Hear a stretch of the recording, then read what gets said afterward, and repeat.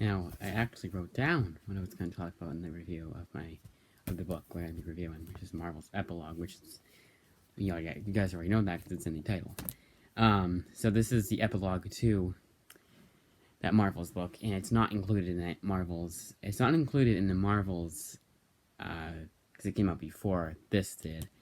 That Marvel's, I want to say annotated. It's in the Marvel's 25th anniversary one, which is $9 on the Marvel app, which usually has it at a more expensive price than the Kindle one, and the Marvel, and it has it has the annotated version, which I think is just like a director's cut where it doesn't come with like extra story. It just comes with like this kind of stuff, like this, and you can't use that code. I already used it.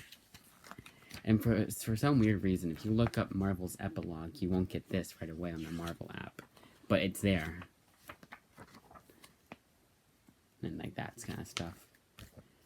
So this is on the Marvel's 25th anniversary. Marvel's Companion. That's what's not in, because that came out before. I liked this one. It's like... Let me count how many pages of actual story there is. 3, 5, 7, 9, 11...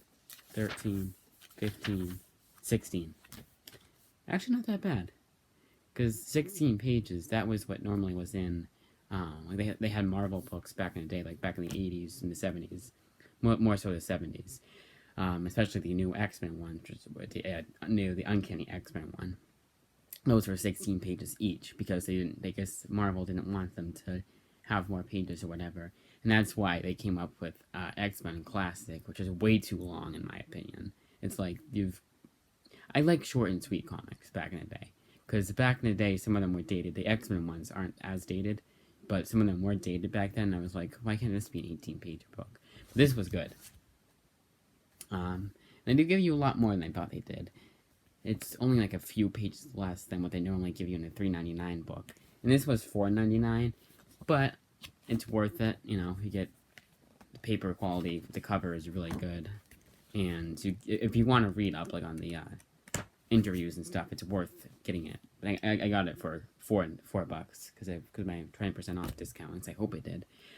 And it was a while ago, so I don't really remember. But it's on the Marvel 25th anniversary, so you get the complete Marvels book, the complete Marvels. You get all 4 of those ones I just reviewed, plus issue 0, obviously. And it's the annotated version, and it's almost 500 pages for $8.99, which I think that's because, number one, you could just buy the individual issues for more, buy the individual issues and on digital, and get a better price for it than because it's actually $2.99, which is kind of weird. But anyways, this was good, but no, wasn't on that. I don't know, but it's worth getting it on digital for $9. Oh, the annotated version. Yeah, the annotated version. I talk about that. I don't know. There's something else I was going to bring up. The one thing I found funny in here is that he says he stopped smoking for 10 years, and Wolverine shows up, and he's like, oh, we got a light, and then the guy says, no, and the guy says, no, and he's like, oh, could have fooled me. He says, I've been smoking for a year, in the thought bubbles. He's like, I haven't been smoking for a year, like, why would you be confused? It was like, because you probably still look like a smoker a year later? I don't know, what was the other thing? I wrote it down, so I'll look at what it was. Oh yeah, and then he, at the end of the spoilers for the end of the Marvel book, I'll put spoilers in the, actually I haven't done that for any of them, but spoilers. He does, at the end of the book, he gives his camera to his daughter, and his daughter writes the sequel, I think, to the book of the Marvels, and here he's like, oh, I wrote another book, and it's like, wait, you did or the daughter did? It was never really explicitly said, but then the daughter takes pictures, so I guess she takes the pictures, he writes it, I don't know. And also, they brought up this girl named Maggie that's a mutant. I don't know if it's someone in the series. I'm probably make myself sound like an idiot by saying this, because I've probably not come to me, but it's probably one of those things where I should know it, me being a huge Marvel fan. I'm gonna look it up.